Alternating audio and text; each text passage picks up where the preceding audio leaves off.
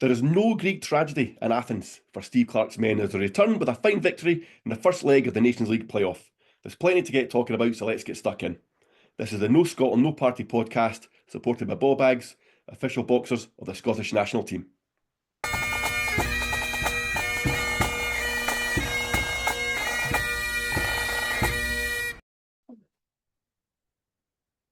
Okay, once again, we're joined by Dave and Craig.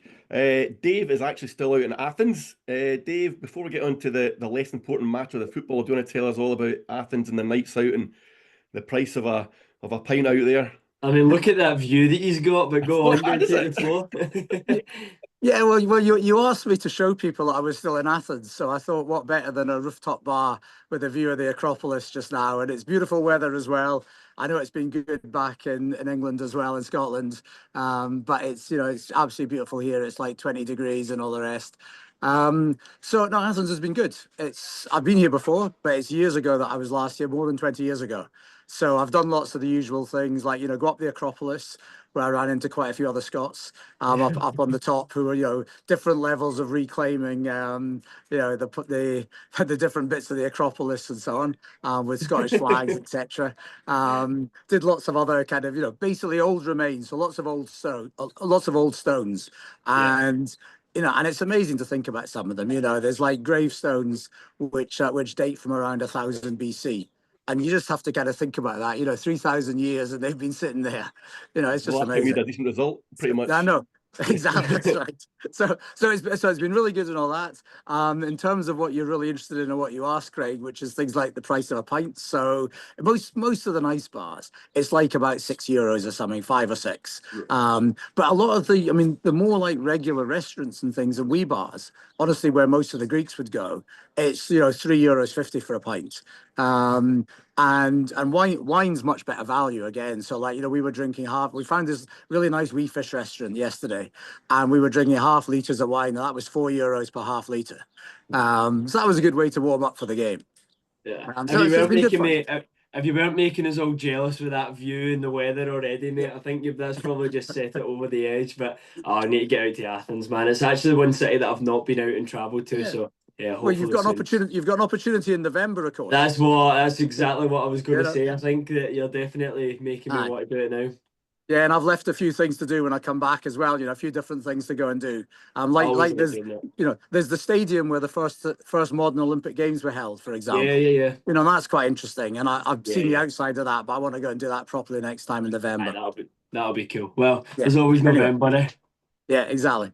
Yeah. Right, so yeah, while you were there enjoying yourself, there was a game apparently as well that took place that ended up not too badly for us. Craig, how did you think about it? What do you think about the match? We played pretty good. I don't suppose you can disagree with that.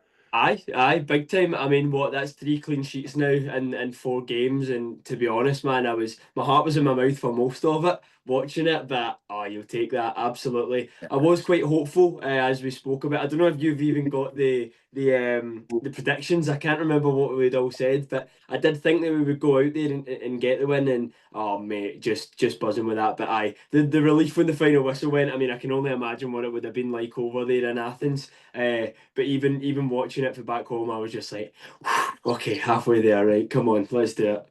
Have you seen the game yet, David, or just live? Only live. Yeah. So what do you take on it from a live perspective? I mean, probably the same, honestly, as what you've said and what Craig just said. So I think we were really good in the first half, is what we all thought. So at the game, we were really impressed with Scotland in the first half. We controlled the game. We were very good at breaking their press as well. You saw how they would press around Gilmer, for example. Yeah. Gilmer was great. He was really controlling stuff. McTominay looked good, of course. So we were really, really pleased in the first half. I was a bit disappointed. This tells the story. I was disappointed we were only winning by 1 at half time, because I thought Adams should have scored when the keeper passed the ball to him. Yeah, definitely. And we had 1 or 2 other chances. There was a shot from Adams. I'm not sure how close it was, but it looked close to us just near half time, where there was a drive from on the right hand side. They just went past the post, I think. And then the second half was completely different. I felt like the Greek manager got into the Greeks at half time. and basically said, "Look, you're not playing Brazil or whatever, you know." And this is only Scotland. Get into Scotland. As and if tell them anyone like, needs reminded of that. yeah, because no, but I mean, within right from the kickoff, the Greeks were all at us, and Yeah. suddenly we couldn't get past their press. We were giving the ball away. Gilmour was struggling a bit more, and I think he got tired later on. That's what it looked like to me. I don't know what you thought, but that's what it looked like to me. Yeah. And we struggled. And honestly, if the Greeks were unlucky in the second half, and it's pretty obvious they should have, it felt like they should have scored anyway, from what I could see. Yeah. I think, there's a few things to dig out of that. Yeah. He's really, I mean, I was listening to Pat Niven last night, and he was going on as if we'd done a real smash and grab job. Do you think it was as bad as that? I actually thought, I mean, I've listened to Lewis Ferguson after the game, said he thought we did really well going forwards in the first half, and we did really well defending it in the second half. Yeah. I thought that's quite a fair assessment. I didn't think we were clinging on in the second half. I didn't think, I wasn't sitting there going, oh, it's just a matter of time until we lose one here. Gordon only made one save in the whole match. And although they had 20 shots in the second half, I still wasn't really that worried, I'll be honest. No, I was definitely worried at times. I feel like without a doubt in the second half, I think Dave's right. You could definitely feel them growing into the game. The Greeks, they definitely were more confident. I mean, there was definitely chances where I thought, oh God, right, okay, we really need to cling on here. But I do think you're right. I mean, there's definitely like so many positives to take from it. And to be honest, the fact that we've now shown in the past sort of few games that there are games like that where we can actually just hold on and show the confidence and be able to just cling on to games like that. And that's what we need to do. And that's what we've been missing for so many years, is even some fixtures when as soon as it goes against us, we just crumble. So being able to hold on like that, I do think you're right that maybe some people were over egging it in the sense that it wasn't a complete smash and grab, but I mean, yeah, I'm going to ride the luck anyways. I mean, mention how much we nailed the starting lineup. Do you know, when we were doing it, I thought, I can't believe none of us are disagreeing with this lineup here. But that's we didn't disagree with it because it was pretty obvious what he was going to pick. Yeah. Without a doubt. Yeah. And I think, I don't know if you want to look forward now to to the return game on Sunday, but I think he'll basically play the same team. But the big question is bringing Christie back. And, my feeling is that he'll bring Christie in place of McLean, but not change anything else. That's what I expect. Yeah. And probably bring Tierney on again sometime in the second half for, in whatever position it makes sense to do that. Yeah, I think so. I think Christie's going to be a massive return coming back in as well. And I'm looking forward to that, obviously. You could say, like you said, in the second half, we definitely struggled to keep a hold of the ball a lot more. Having someone like Christie coming back, and I think that could be huge for the game back home. So, yeah, fingers crossed that that's a welcome home, welcome back that we're all glad to see. Yeah. Because before the match, when we were thinking about the second match, about the return leg, we were thinking, if Christie comes in, it's probably going to be Ferguson's place he takes. And I think we're quite unanimous in that. But Ferguson last night, I thought, was absolutely fantastic. He was over in the left, he was over in the played midfield. He was just a great player to have in that team. And I think it would struggle to leave him out of the team. Yeah, for sure. Yeah, and I agree. And I think, honestly, given how well Ferguson's playing in Italy, right? And you've got, I mean, it seems to me that you really want to now get the players used to playing together. So you want to give McGinn, McTominay and Ferguson, to keep it simple for a minute, because we all agree that McGinn and McTominay should be starting. So, I mean, I think just, we want to get the three of them playing together, and learn how to play together, get used to it, know, what the other one's going to do before he does it and all that stuff. So I think definitely we should keep Ferguson in. And I think that that Clarke will as well, to be honest. I think so. Moving Christie out wide and putting Ferguson in the middle, or think he's going to be quite happy keeping Ferguson out? I'd keep Ferguson where he is and put Christie as as the holding player alongside Gilmour. So basically, Christie playing where he's been playing for Bournemouth this season and done so well. Yeah. Yeah. I think that the two of them could work really well together on that. Yeah. I look forward to seeing that. Obviously, it's going to be a big game on Sunday. But I mean, a player with Christie's experience, especially in this squad, I don't think it's exactly a risk, to put him in that position, especially when he's got so much experience playing in that position this season. Do you know what I mean? And at such a high level. Yeah, great. Do you think the result win changes the way that Clarke's going to approach the game? Because I doubt he thought he was going to be coming back with a victory. I maybe he did, I Yeah. certainly, well, you expected it, Craig. I certainly didn't. That was just the optimism, I guess. But do you think he's going to? Do you think that is now something else for him to think about, or do you think he's just going to turn up and let Scotland play the way they play? I'd hope not, to be honest. I would hope that it doesn't play on his mind too much. I think that obviously coming back home for the second leg is always going to be an advantage, and I think that we were all sort of in agreement that if we came back with a draw or maybe one down, we still had a really good chance at going at Yeah. it on Sunday and winning. So what I'm sort of getting at is I hope that, it's not on his mind too much that, oh God, we're already 1-0 up. We now need to just shut up shop. Like, I don't think that that's going to get us anywhere. I mean, obviously, it's a completely different story talking back about the Euros and stuff like that. But especially with that sort of hungry game as well, it was almost, you felt as if every single player was just terrified to make a pass in that game just because they just wanted to hold on and then wait for an opportunity to kind of fall into the lap. So, and I'm not saying it's going to be the same, but what I'm kind of getting at is I hope that it doesn't sort of play on his mind too much and he changes too much, because I think that if we just play our game going into Sunday, I think that we should be able to win. I mean, that's what I hope as well, right? But I think the word is hope, because honestly, I think we've learned with Stevie Clarke that although he's done really well for us, but also he is cautious, Yeah. and and there's different flip sides to all of this, but he is cautious. He sticks with things, and we saw that in the Hungary game especially, where we were all so disappointed that we didn't have a go till right at the end. So I think, while I hope that and I think we really need to play like we did in the first half yesterday, and be controlling and going for it and being brave as well, right? Which is what we did in a lot of the first half yesterday. But but the worry is that Clarke starts communicating to them all, hold back a wee bit and just play safe, and then we get nervous and all that stuff. So I'm a wee bit worried that we may end up doing that. Although absolutely, I agree with you that we shouldn't do, and we need to stay on the front foot.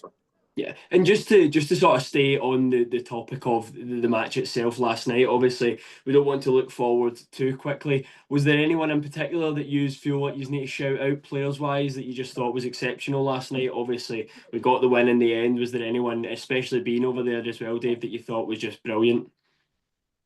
I mean, so lots of players. Right. Yeah. So and it depends which half we're talking about. So I'm trying to think how to answer the question, because the second half. So I think in the first podcast I said that I expected him to play Hanley, but I hope that he didn't. Right. I hope he'd play McKenna instead of Hanley. But honestly, Hanley was brilliant last night. It was great.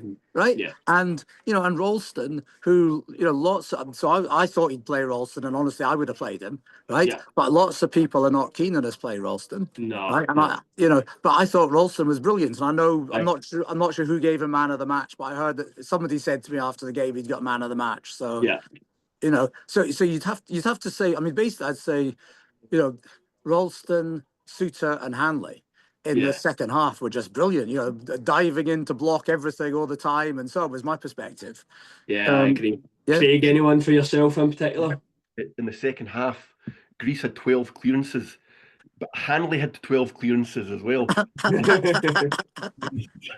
So they definitely, and I don't know if you saw it, Dave, but the ball, their shot that hit off the post, it actually looks as if that might have been because of the Ralston challenge. Right. Is that right? Yeah. Saved the goal there. Right. Even just annoying the defender, the striker was fantastic. The way he got in there. I think I'm pretty similar. Ralston, Hanley, Suter was fantastic. Really block in the second half. Robbo, I was a little bit disappointed by him last night, and I thought that young guy just got the better of him. And I had done the homework on him, because the wee guy was creating a space. He was getting away from Robbo, and I just don't think they've done their homework on him. But I don't think that'll happen again. I think Robbo will get over in the second leg, but he was getting sometimes about 5 yards on Robbo, and he was able to cross the ball in and really do what he wanted. Yeah. And so a bit disappointing from him. It's not often we say that. McTominay brilliant as usual. What was interesting in the first half, I'm in a group chat and a lot of the guys on it were saying, "Oh, Adams absolutely useless as usual." I actually quite liked what Adams did last night. I thought he was really busy. I loved the way he went out wide a couple of times and out right a couple of times, and McTominay then came through the middle, and it just gets them at the back, and I absolutely loved that, and I'd love to see them try that again. Yeah. He wasn't up front, he wasn't scoring. he was doing an awful lot of stuff up there. Adams, I really liked it. McTominay, it was a great team performance. This person, well, Robbo maybe, but Gordon, he didn't have anything to do. You can't really say he had a good game because he really had absolutely nothing. Yeah. Actually, just when you mentioned Gordon, so it's just something I want to comment on. So one of our viewers in Indonesia, got in touch with me after the first podcast, and he said he agreed with everything that we'd said, except we were wrong about Gordon. And he said that, Dave, he said, you said that Gordon, we need to pick somebody else for the World Cup because Gordon, we need to be planning for the future, etc. And he said the World Cup's only 15 months away, or 16 months if we get to the final, is what this guy in Indonesia said. So and I thought, and he said we need to stick with Gordon. He said, you've got that wrong, Dave, and you ought to say that. And I thought about it, and I thought, actually, he's right in the sense that Gordon's been going for so long now. It is only just over a year. So probably my argument about planning for the future, while I might stand by that for one or two other players, with Gordon, I wouldn't. I think probably we should keep playing Gordon. And I thought it was a good point that he made. Yeah. 42. I mean, how old? You've had some much older goalkeepers than that, haven't we? Some really, really, really top class. Yeah, for sure. I think as well, but I think with your older goalkeepers and stuff like that as well. Obviously, international football is always different. You see the retirement age of international football always being a little bit lower. With Gordon, I think that it is interesting. I think that you are right, and when you bring up the time scale as well, and you go, well, the potential of a World Cup, is it maybe too soon? And I think that it probably is a risk to start trying to look for that new number one, especially with it being such an important position. I mean, with a team like Scotland as well, and all your smaller nations, goalkeepers are always going to be busy in these big tournaments. Do you know what I mean? They're always going to face a lot of shots and come under pressure. Gordon has got that experience, so maybe it would just be worth sticking with him. I mean, I guess it's probably a conversation that Clarke and stuff needs to have with him as well, and see, is it something that he would still be up for? I mean, I can't imagine he would be saying no, but obviously with that age, it might be. Yeah, and I think Alan's point, the guy who contacted me, his point was there's not a big difference for a keeper between 42 and 43. Yeah, and if he's and it's only a year or just over a year, so he's the best we've got to ride with him. And I thought about it afterwards and thought actually that was a fair comment. It was a good point. Yeah, no, fair enough. I can get it, definitely. What was the crowd like over there, Dave? Was it good? The atmosphere good last night? Yeah, the atmosphere. I mean, it was just over 30,000, 31,000 or something. Lot of Scots. It was all a bit chaotic. I mean, the stewarding wasn't very good. You might have heard some stuff about that. They basically try and get everybody, whatever it was, 2,500 Scots, including Scots who bought tickets for the home end, all got channeled into the away area. And then they realised that the away area wasn't big enough because that was already full. So then they had to open up another area, push some of the other Greeks back and stuff. They tried to bring everybody through one gate, which was all right for us. We were just ahead of the crush. But I heard of at least one lady who gave up trying to get in. She said she was getting squashed all the time. And she just went back to Athens to watch it in the bar or something. And it was terrible. I know, and quite a few people were saying it was bad getting in. So we were pleased we'd got in just that bit earlier. But it was good. The crowd was good. It was a good atmosphere for us. The Greeks weren't that noisy, but I think they were just a bit frustrated. Especially the first half. It was probably a bit deadening for them, really. Yeah, for sure. Definitely. No, sounds good. I'm looking forward to venturing over there in November. Then definitely we'll even catch a wee drink, I'm sure, as well. We'll do that together. Craig, how you feeling then about Sunday then, Craig? How you feeling about that? I'm still going to go with my 2-0, I think, prediction. Yep. I'm going to go with that. I can't see us losing this. I think they're going to sort out that issue of Robbo losing his man and stick with the same back four. And they look like a good team. They look like a really good team. 25 second half. I think their XG was, I heard Leanne Crichton saying last night, their XG was 0.4 in the first half, but by the end of the match it was 2.68 or something. Around.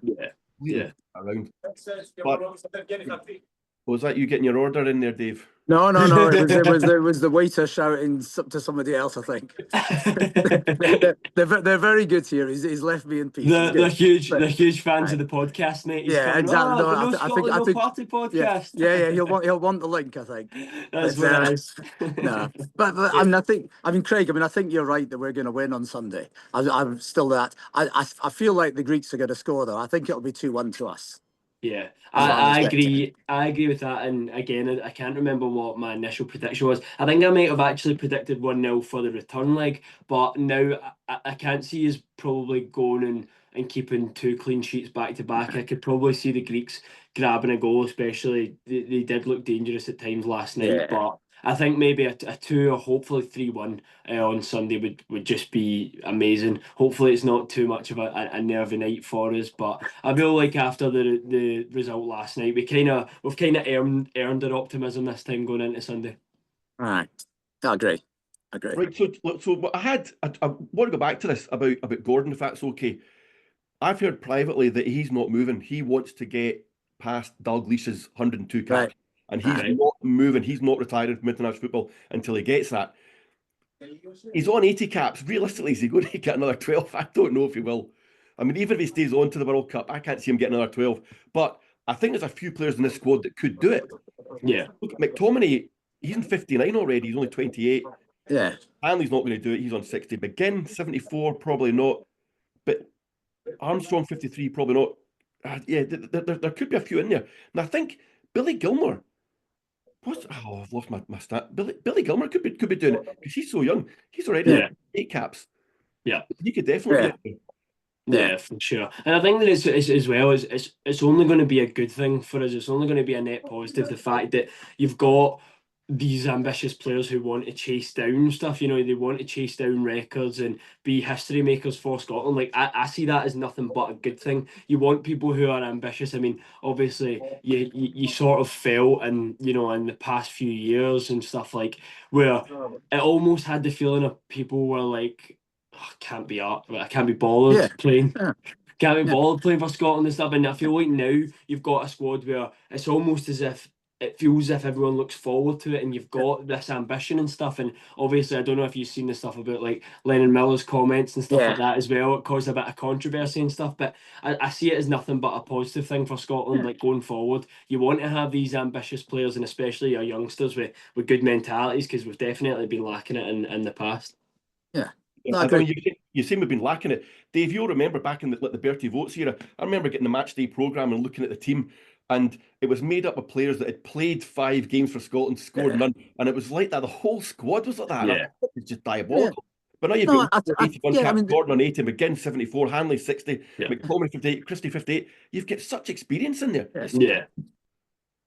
No, exactly. I mean, I feel like it's obvious that the players are keen to play, right? Yeah. As you're saying, Yeah.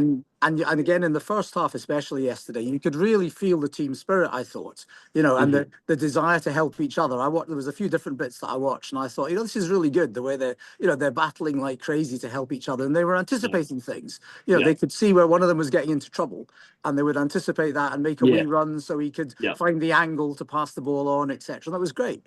And it is a different world to even, you don't have to go back as far as Bertie Votes. I mean, just, a wee while ago, we were struggling with that sometimes. So I think that's, I think the squad feelings really come together. We haven't talked about the substitutes last night. And, and that's maybe worth thinking about as well, because I felt most of them fitted in, pretty well. I thought George Hurst brought something different. Tierney's got the class. We've talked about Tierney. I thought it was good bringing on Max Johnston because I think he's got potential for the future. Even though we're saying Ralston was man of the match or whatever and was brilliant last night, but I think it's obvious we should be thinking about Johnson. I'm not so sure about Porteous though. I mean, it seemed to be Porteous when he came on. There was a couple of things. There was one where somebody said he could have got a red card for. I don't know if that's right. 5 minutes coming on. Yeah, exactly. So, I don't want to see Porteous on anywhere near the team on Sunday. Really do. But I thought it was really strange as well because I thought Max Johnson was in there to cover for Anthony Ralston, and then when Ralston comes off, Porteous came into that position, and then Johnson ends up coming into midfield. I was completely confused about what was going on there, and then Porteous ended up nearly getting sent off, and then we got a free kick, and I thought, here we go, he's done it again. But I don't want him anywhere near the team. I'd love to see Max Johnson move in there. For Ralston needs to come off. That's exactly what I think, Craig. I agree. And I couldn't understand the substitutes at the end, that with the way that just what you've just said, right, as to whether we were trying to go 5 at the back or what we were doing. I couldn't really see it, and I'm not sure the team really understood it.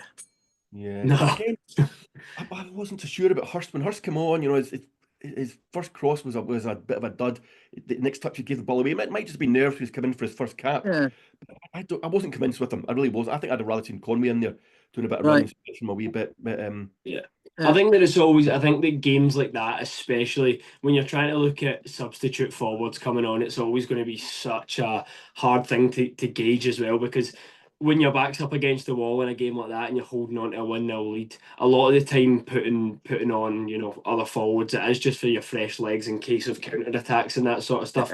So I think in that case, I think you're actually right. Conway probably would have been good to have there, but I do think that you definitely can't judge any forward coming on in a game like that, just because you're obviously not going to get an abundance of service, and it'll be good. I'm actually looking forward to seeing players like that making an appearance Yeah. when they might be fed a little bit more, they might have chances beyond the ball a bit more, and Agreed. they're actually able to do something. Because when you're in the last sort of 15 minutes of a game, you're away from home, you're 1-0 up and you're holding on to it. Yeah, you're never really going to be Yeah. able to show your true potential in moments like that, I don't think. Agree. Fully right, is there agree. anything else anyone wants to add before we'll take a wee break and then we'll come back and let everyone know who's won No. these ball bags vouchers? Well, I guess it'd probably be best just to do any revised predictions for Yeah. Sunday. See how we're feeling. Has anyone changed their mind? We're more confident, less confident? I've got them. Wait a minute, I've got them here. So you had Dave. You had a 2-1 second leg. Right. You were So I'm 1-0 right sticking with back. that. So I'm sticking 2-1 still. Yeah. Do you know what? I might go 1-0. No, I'm going to stick with 2-0. I'm going to stick with 2-0. Yeah. And what was mine, Craig? What was it I said again? You said 2-1 home leg, away leg, so and then would win 1-0. Yeah, right. So I'm going to reverse that. Right, I'm going to now just reverse it. Yeah, I think that we'll probably concede at home. I think I would go for it. Now I'm just going to take the mantle place as being the ambitious one. I'll go for a 3-1 win at home. Right, if this is correct, then come on. But I'll go for 3-1. I'm feeling confident. 3-1. Good Wow. stuff. Excellent. I'll have what you're drinking, right? Okay. Let's take a wee Okay, team. So thank you very much. That is episode 2 wrapped up. Dave has had to boost. He's obviously there in Athens, and I think the waiter was looking over to him a little bit, so he's had to leave. So it's just me and Craig there. Like I said, episode 2 is finished. We have just got a 1-0 win over in Athens. And I must say as well, from me, Craig and Dave, thank you all so much for the love that you showed over on episode 1. We appreciate it. We're really keen on growing this and building a wee small sort of community between us. And we're very excited to announce a little winner of something. So I'm going to throw you over to Craig and he'll let you know the winner. Yeah, so every week we're going to be doing the £20 voucher for ball bags giveaway. And this week our winner is Delindy01, who retweeted on X and sent us a wee comment as well. He was picked at random. Or say he, I think it was a he for his comments. And we'll have another voucher to give away as well. So if you can retweet, engage with our social medias, all up and down. There they are, all there. There we go. we- Craig's got a new wee graphic up on the screen there. I said that it looks brilliant, and we also have some super exciting stuff coming up for the future episodes as well. I'm talking jingles, maybe potential guests coming on, all that good sort of stuff. So again, thank you all so much for the feedback. As Craig was just mentioning there, if you want to win and you want to get your hands on that little £20 gift voucher for ball bags, all you need to do, Instagram, either leave a comment or repost the episode on Twitter or X, if you will. If you give us a wee retweet on that, you're automatically entered, and with the rest of them, just shows some love, and we appreciate it massively. Craig, you looking forward to Sunday then? Can't wait. I honestly can't wait. It seems like yonks since we've been in Hampden. I just can't wait to I get know. back. Oh, mate, me too.